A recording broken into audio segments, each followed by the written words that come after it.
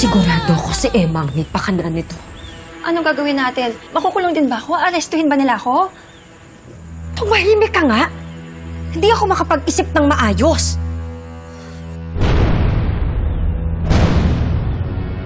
Tao po! Tao po! I don't wanna go to jail. Olive! Sinabi na huwag kang maingay! Hindi ako papayag.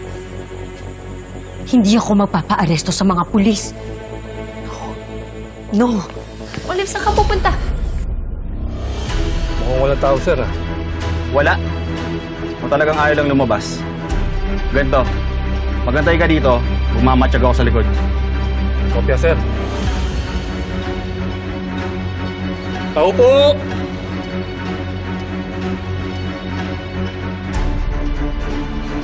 Hindi nila ako maiisahan. Doktor ako kaya mas matalino ako sa kanila.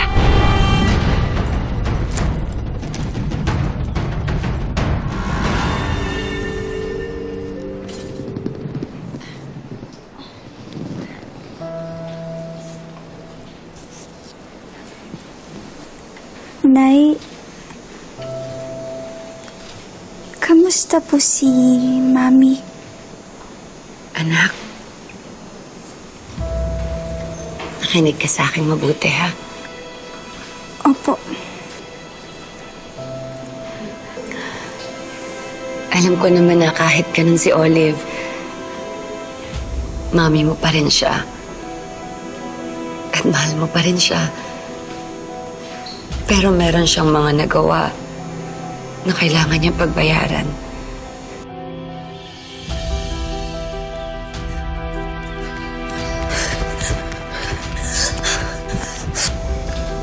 Ano na pong mangyayari kay Mami? Sa mga oras na to, inaaresto na siya ng mga pulis.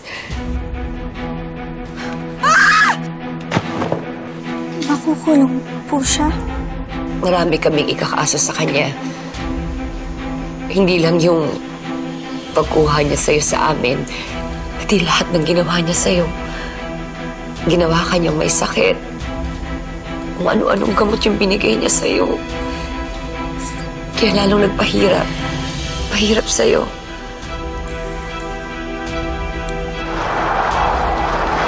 Miss Kapara, sandali! Hindi ako magpapahuli sa inyo!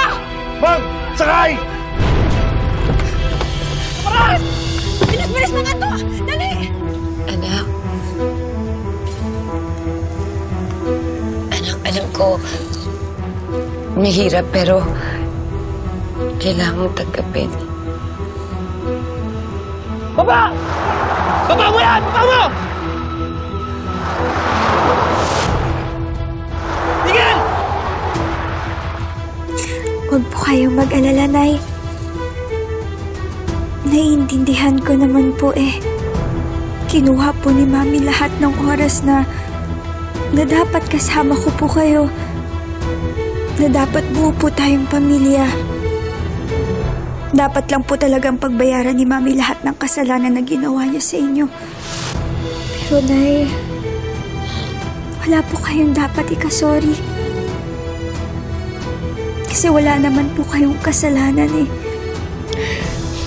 Anak, naisip ko lang yung mararamdaman mo. Alam ko naman na ayaw mong makulong yung mami mo, di ba? Noon po yun, Nay.